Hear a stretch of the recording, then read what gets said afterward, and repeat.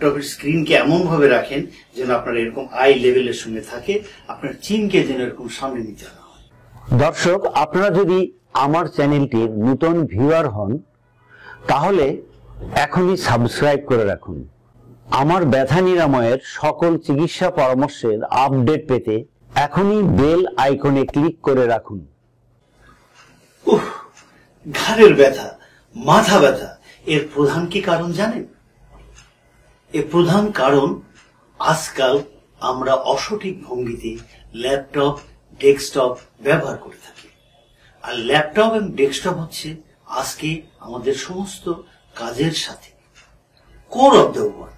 এমন কোনো কাজ নাই যে কাজে আমরা এই কম্পিউটার ব্যবহার করি না। আমার কাছে যে সমস্ত রোগী আসে, দৈনন্দিন যে সমস্ত রোগী দেখি যারা ঘাড়ের ব্যথা, মাথা ব্যথা নিয়ে আসে, তাদের হিস্ট্রিতে পাই যে তারা অধিক সময় এই ল্যাপটপ, ডেস্কটপ ব্যবহার করে। তাহলে ল্যাপটপ এবং ডেস্কটপ ব্যবহার করার জন্য কেন হচ্ছে? প্রথম হলো যে একই অসঠিক ভঙ্গিতে যেরকম এরকম আমরা তাকায় থাকি, আমাদের চিনটা তখন সামনে চলে যায়। যখনই চিন সামনে চলে যায় তখন আমাদের আপার পার্ট অফ দ্য সার্ভাইকাল এরিয়াতে কি হয়? তিনটি মাসেল, আপার ফাইবার বা আপার পার্ট অফ দ্য ট্রাপিজিয়াস, লেভিটার স্ক্যাপুলি, অক্সিপিটালিস, এই তিনটি মাসেল এরকম ভাবে এরকম হয়ে যায়, অথচ এগুলো এরকম থাকার কথা। এছাড়া আমাদের এই হেডের ওজন হলো 1/9 অফ দ্য বডি ওয়েট। 1 ইঞ্চি যখন এই চিন সামনের দিকে, নর্মাল রেঞ্জ থেকে সামনের দিকে চলে যায়, তখন extra 10 pounds of the weight উপর থেকে নিচের দিকে চাপ দেয়। এছাড়া তো আমাদের গ্র্যাভিটেশনাল ফোর্স আছে।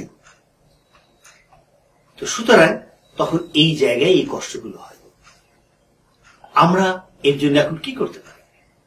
প্রথমত হলো যে prevention is better then cure. আপনি যদি ব্যবহার করা সঠিকভাবে করেন, কিছু নিয়ম মেনে চলেন, তাহলে এরকম কষ্ট হবে না। তো সেক্ষেত্রে আপনি ব্যবহার করার সময় আপনি আপনার ল্যাপটপের স্ক্রিনকে এমন ভাবে রাখেন যেন আপনার এরকম আই লেভেলের সঙ্গে থাকে, আপনার চিনকে যেন এরকম সামনে নিতে না হয়।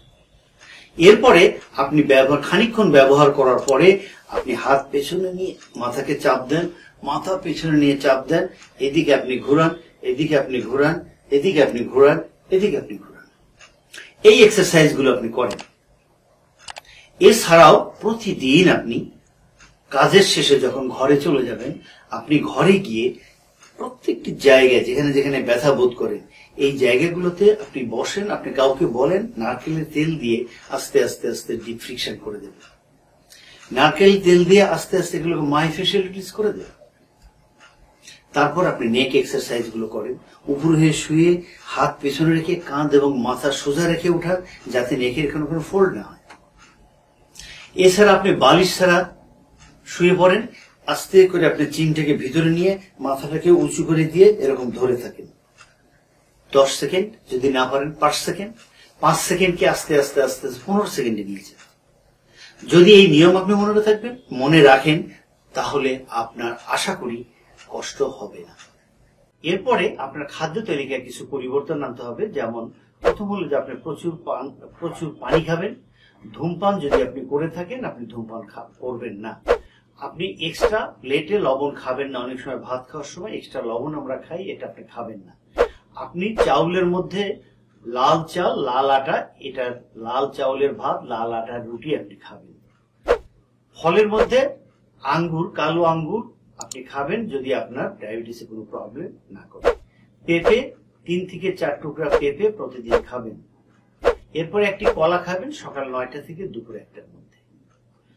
প্রতিদিন আপনি রোদ্রে থাকবেন সকাল 10টা থেকে বিকাল 3টার মধ্যে 30 মিনিট গায়ে রোদ লাগাবেন। পূর্ণ সিদ্ধ ডিমের সাদা অংশ আপনি খাবেন। ব্যথা নিরাময়ে আমার চিকিৎসা পরামর্শের ভিডিওটি দেখে যদি আপনি উপকৃত হন, তাহলে এখনই আমার ভিডিওটিকে লাইক করুন, আপনার ফেসবুকে শেয়ার করুন। ব্যথা নিরাময়ে যে কোনো পরামর্শ কিংবা আমার এই সেবামূলক উদ্যোগে আপনার কোনো বিজ্ঞ মতামত থাকলে এখনই কমেন্ট বক্সের নিচে লিখে ফেলুন। আমরা উত্তর দিব।